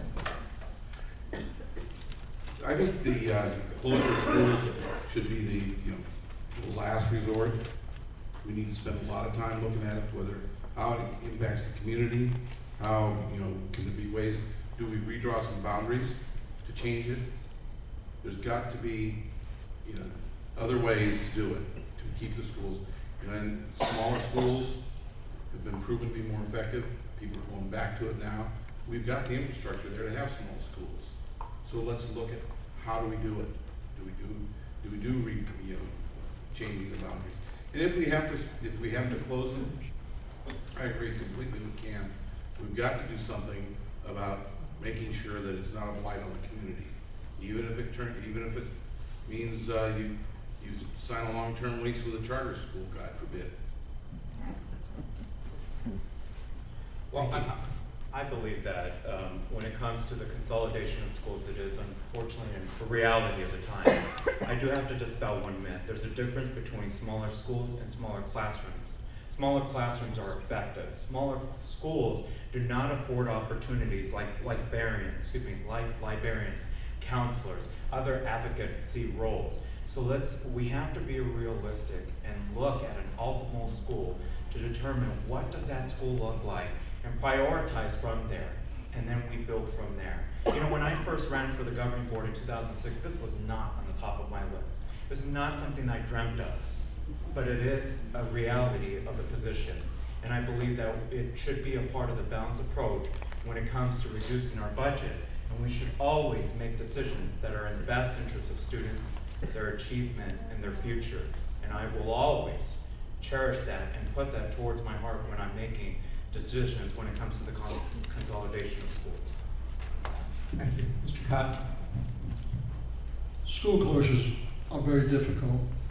Most parents prefer to send their kids to the school, the neighborhood school, but we have to look at the schools as far as the number of students attending that particular school. If the turnout is very low, we have to look at the numbers, find out if it's suitable to combine one school with another school and combine the students where, if school closure is necessary in order to save the district some money. But we need to definitely get parents involved. We need to get teachers involved and also the students involved in the neighborhoods that they are attending the school, because they should have a say, they should have a voice in what's going on with the TUSD administration when it comes down to school closures. Thank you. Ms. Campus Fleener? I don't think we should be closing schools. I think that, I just think that takes away from the neighborhood education. And I think that we should be doing everything possible to be filling in those seats and start competing with the charter schools and the private schools, and let's not even have an issue of having to close schools. Because if we were doing what they were doing, then we would be filling in those seats at that school. So I'm really against closing schools, and I'm kind of questioning the cost of closing a school, because I know that when you close a school, there's still a lot of costs involved. There's still the resources that need to be drawn from the budget to maintain the utilities. You can't close the utilities off. You can't close. You have to have somebody go in there and clean it. Vandalism is a big priority. Is a big thing when you have a vacancy. You become a high risk for insurance, or your insurance may go up, or you may have to get forced insurance because insurance companies don't like to insure empty buildings. So I'm not sure that the cost is there to justify closing a school. Thanks. Mr. Stegeman? The school closure discussion has always bothered me a little bit, because I think there is quite a few people out in the community who see this as some sort of panacea to our money problems. I'm not quite sure where that comes from, maybe because schools are so visible. I don't think it's our biggest problem. I don't think having too many schools is even one of our top 5 biggest problems. Having said that, I think it does, and with the declining enrollment, makes sense to look at selectively closing a small number of elementary and middle schools. I think that just makes sense. I'm concerned that sometimes this process becomes too formula-driven. There's a magic number of enrollment. If you're below that number, you're at risk.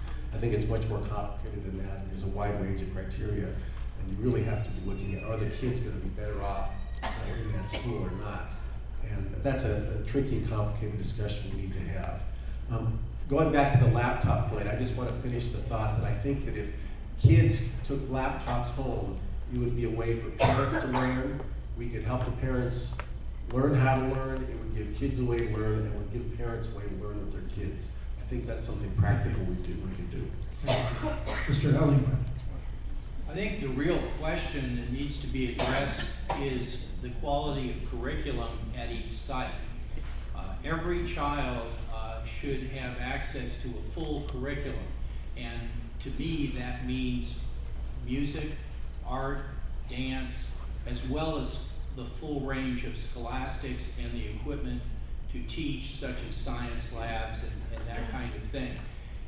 If the school is too small and the approach is simply to cut staff and take away programs, you're cheating the children at that site. And so what we need to do is figure out how to deliver the curriculum, whether it is through consolidation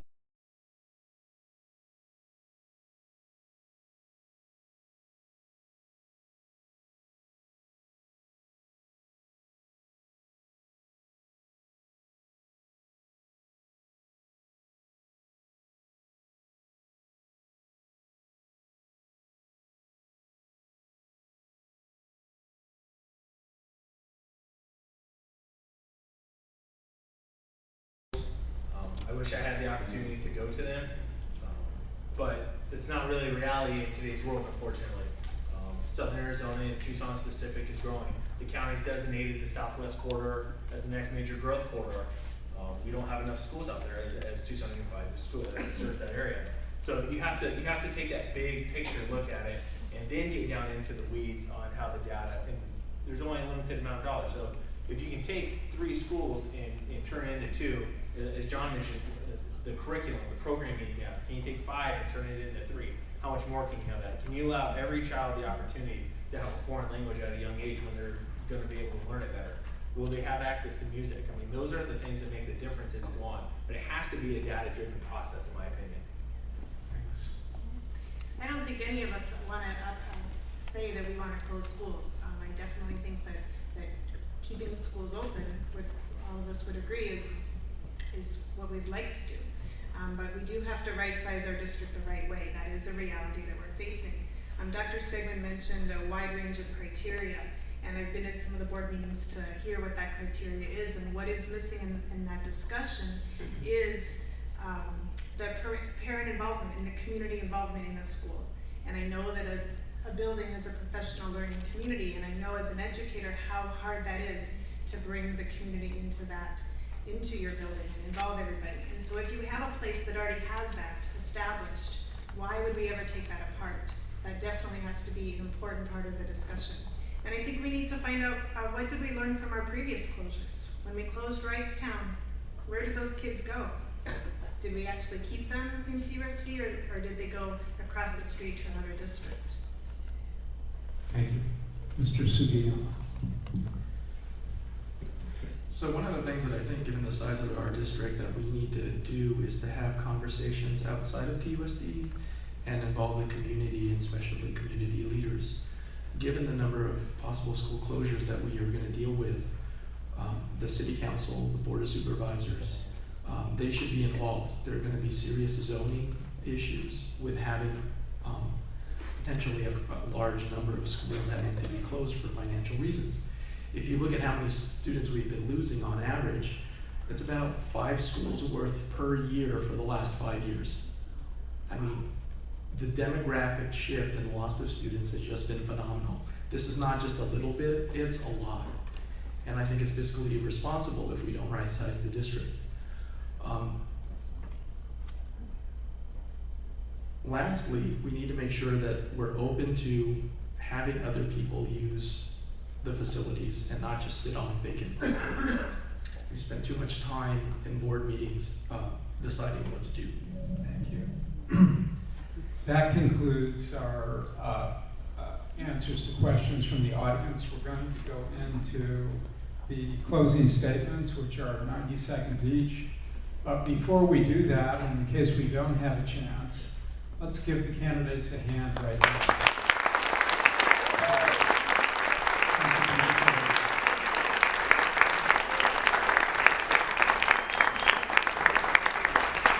The closing statements are 90 seconds each, and Mr. Cotton, we're going to start with you and work down this way.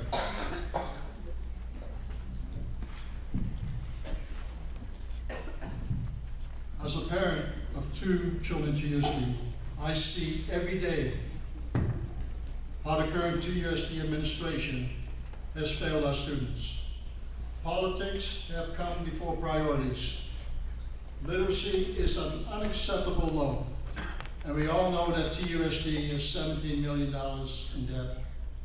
For TUSD to provide an education, again, a quality education again, a lot of work has to be done. With my combined public and private sector experience, I will bring back a unique point of view to the governing board. I will support policies that cut deficit, but not teacher salaries. I will support policies that reduce overhead, but not the quality of education that our children deserve.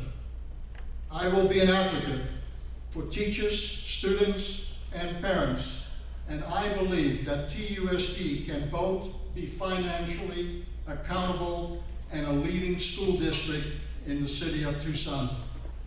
If you share my beliefs, Please vote for me in November. Thank you. Thank you. Mr. Cuevas. First off, thank you so much for all of you being here, and also thank you for my mom for putting up with me in the 4 years that I've been in the district and seeing all the struggles I've gone through. You know, it's easy to throw stones at this glass house, and in 2006, when I decided to run for the governing board when I was 18, I realized, you know, that was a huge challenge, and I lost. And in 2009 or 2008, when I was elected, it was a real challenge, and I stood up for the task. I have made consistently difficult and hard decisions, what I believe were in the best interest of every student. You know, the adversities that I've gone through and the struggles and the challenges when it comes to lower socioeconomic status, not able to really read or do mathematics or anything like that, have put me in a stronger position to be that advocate for every student when we're a minority majority district. I have a different point of view. I will still be the only board member that has taken and passed the Ames test. That is still something that we're dealing with. You know, ladies and gentlemen, I believe that I will continue to support strong leadership. I have exemplified what leadership should take, and TUSD is on the right trajectory when it comes to student achievement and managing its budget. Once again, thank you so much, and I hope that you vote for me, Miguel Cuevas, for Tucson Unified School District. Thank you. Mr. Honeycutt. I got to agree with Miguel. I want to thank everybody for coming tonight. This is a monumental task to turn this district around. I know they've talked about, you know, the achievement is increasing in some of the schools. It's not. We're not even making a small dent in it. Of the large districts, 2 of them are C districts. All the others are A's and B's. And there's got to be a way for a large district to manage its money, manage its personnel, and provide a quality education to students. The board obviously needs to be active in getting parents involved. Somehow, we've got to find a way to do that. Maybe we have to think outside the box.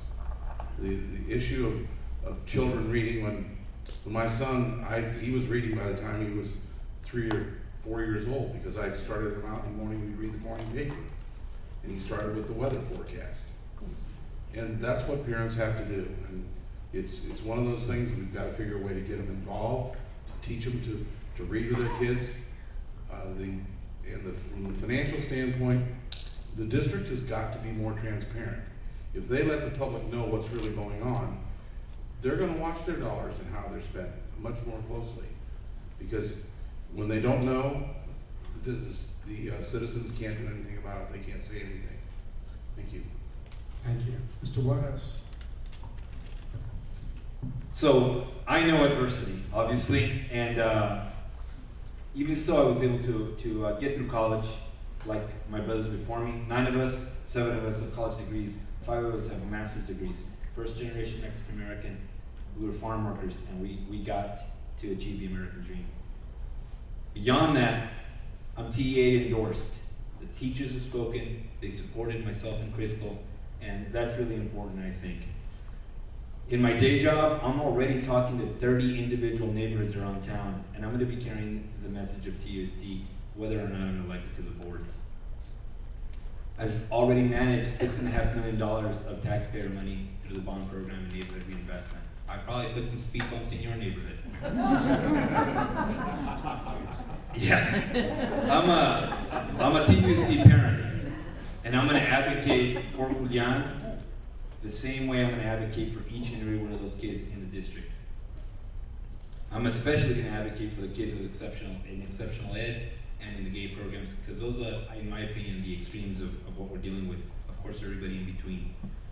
And it's one of the issues that tends to be forgotten a little bit, unless it's going to be on the news. I will strongly advocate for STEAM, and that's science, technology, education, the arts, and math. I'm sorry, engineering, arts, and math. Early childhood education is also going to be something that I'm going to be working towards. And quite frankly, the incumbents have had some time. I think it's time for new blood. I think it's time for a change at TUSD. Thank you. Ms. Putnam Hidalgo. Thanks. So what do I stand for? I want to assure that all the students get the same opportunities to learn. I want to do that with small class sizes. We've already talked about that. And I want to do that with locally developed curricula that respond to our students' diversity, like the Mexican American Studies program, GATE programs, whatever it takes to hook a child into their own education so that they can make the most of it. I want to increase parent and community participation. We've already spoken about that. And I think restoring TUSD's credibility with the school community and voters is a key and extremely important. I also have some real positive ideas for how to resolve the upcoming, whatever upcoming budget shortfall we have, whatever the figures are. I think we need something that's not just more of the same. And I'm doing this because I'm a parent. I'm not a politician, as I'm sure you can all tell, and I'm sorry if anybody takes that personally. I don't mean it personally. What I mean it to say is a lot of parents feel that way. They wonder what some of the members of the board are doing there when they make decisions that they don't understand. And so I'm not a politician, I'm a parent, and I support the people who work in schools. I support the work that they do with our children and the time that they spend teaching them. Thank you. Thank you. Mr. Sugiyama. So when I got appointed to the board, I was fearful that I would run into leadership that didn't know what they were doing and were kind of distracted and weren't particularly competent. I mean, if you read the paper and you're on the outside and you see all the problems that the district faces, there's a sense that maybe the district is not run well. And I can say pleasantly that I'm very happy with our current superintendent. John Petticone has done a fantastic job. There's a lot of work to be done, but he and the staff that he has assembled are working really hard to turn the district around on the operations side. A lot of the problems that we see happen to be caused by things that are sort of in the background. And when you have people telling you that there are problems that are being fixed, you can focus on the big pictures, and we've been dealing a lot with that. So I was very happy with Miguel Cuevas and Natalie de Grajal to renew Dr. Petticone's contract for another year. And I think it's very important for a district to be well run. We're all up here saying we want to do all these things, but it's the superintendent, and you need board and superintendent cooperation and stability for things to get done. If we don't have stable leadership at the district level, we will have not have the results that we want. Thank you. Thank you. Ms. Foster. Well, thank you, Dr. Sugiyama, for that, because as an educator, I know how hard we work, and I know how competent and how professional educators are in our districts. And again, I want you to think about people up here and why they're running, right? I mean, this is 12 people are running for 3 seats. That's kind of, I don't know if that's happened before. And really, what are motivating people to do this? I've spent 20 years teaching in our public schools. I was thinking about that I was the teacher that brought other teachers to the street corners to advocate for Prop 100 a few years ago, and I was the teacher that went with parents up to Phoenix to address the legislature about funding issues. And so my candidacy for the TUSD Governing Board is a natural progression of my advocacy that's been a part of my life, that I've dedicated my life to. And I want to honor the work, the hard work of the teachers and the students in our classroom. And I want to support programs that do work, that we have data that shows that work. And bring again the teacher voice to the critical decisions, and work to make this district and honor the kids that we know that deserve the best teachers and best schools in our community. Thank you. Thank you. Mr. Medler. First, thank you all for taking the time to come out on a Monday evening. It's never fun. I am often in your seat instead, and I know there are other places I'd rather be. So thank you. Like I said before, I'm running for my kids, for my future. Change doesn't happen overnight. I think most people understand that. It takes 4, 5, 6, 7 years for something that you change today to start to take effect in a school. That's how I see the investment. I have the time now that I'm able to put the time towards serving on the governing board, and I think that's a big part of it. Is you have to remember that it's public service. You're there to serve the public. And so I ask yourself, do you think the governing board right now serves you very well? I don't, and that's why I chose to run. I think it's about policy, doing your homework as a governing board, asking the hard questions. I talked about one of my first questions, one of my first answers, excuse me, was getting out behind the dais and going out to the community. I will do that. It's what I do for a job. I pick the career field because I love it. It's the hard work and doing the research and getting out and talking to people. So who, and Crystal brought it up, you get 3 votes. So it's not about who you like the most. It's what 3 people up here do you think will serve you, the public, the best, and be able to not just get 3 votes out of the 5, but work to get a compromise of the full 5, because the united board is the leadership that this community and school district deserve. My name is Robert Medler, and I would appreciate your vote next month. Thank you. Thank you. Mr. Ellingwood. I'm running because I believe that as a community where I've spent my entire life, we have got to do something about TUSD. And it simply is unacceptable as it presently sits. I think we need new blood on this board. As an example of this, last week we participated in a forum in which the 2 incumbents who were there disagreed whether there was even a $17 million shortfall amongst themselves. How can this be? Another comment that was made tonight, which troubled me because I think it points to the fundamental problem, is that the board is not the partner of the superintendent. The board is the employer of the superintendent. This is a huge, huge, huge difference. And if elected to the board, I guarantee that I will maintain that relationship. I will ask those hard questions. I will demand the answers, and I will stick to it until I get them.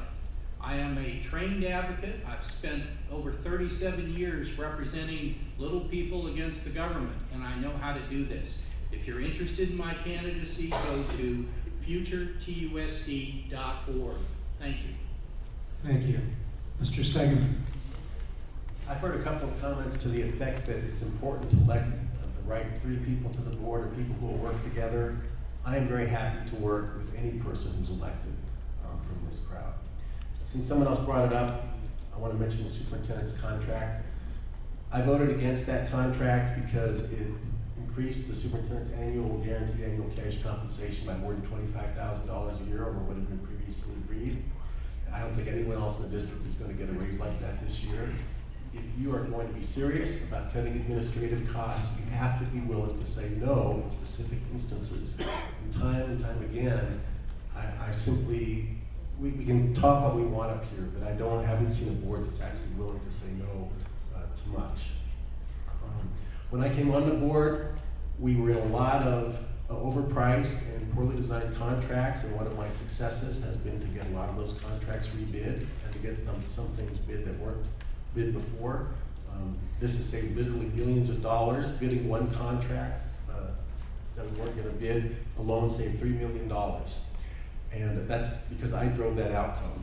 So again, I think what distinguishes me is that I have actually achieved quite a few things on the board, not nearly what I wanted to, but we can cut administrative costs, but you need a strong board who's going to do that.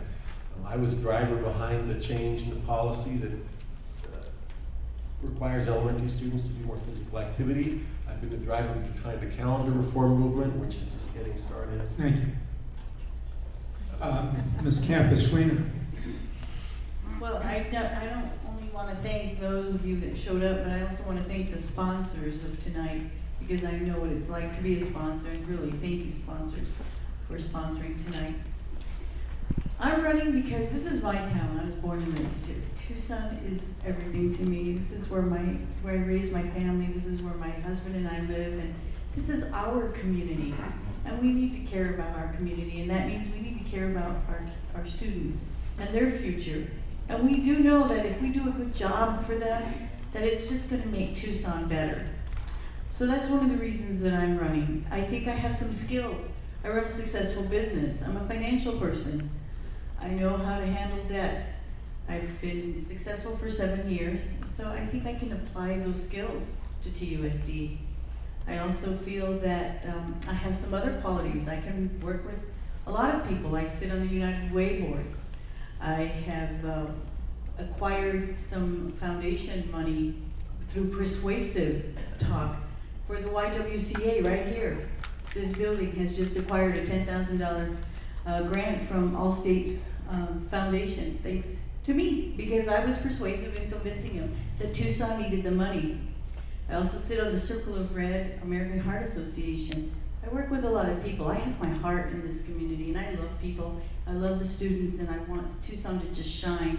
And I think there's ways of doing that, and I don't think that we have to look at TUSD as this national place that isn't positive. I think it can be positive. Thank you very much. And thank you. I think we have seen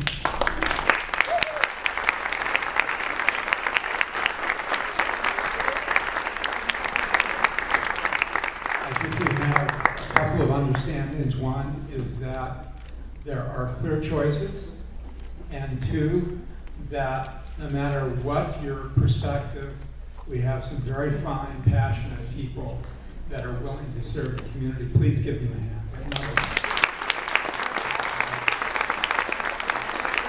I'd like to thank my partner, Shirley Rooney, who's been looking at a stopwatch for the last 2 hours. Shirley, thank you very much. Thank you. Thank you, candidates, each one of you. And please vote. Thank you.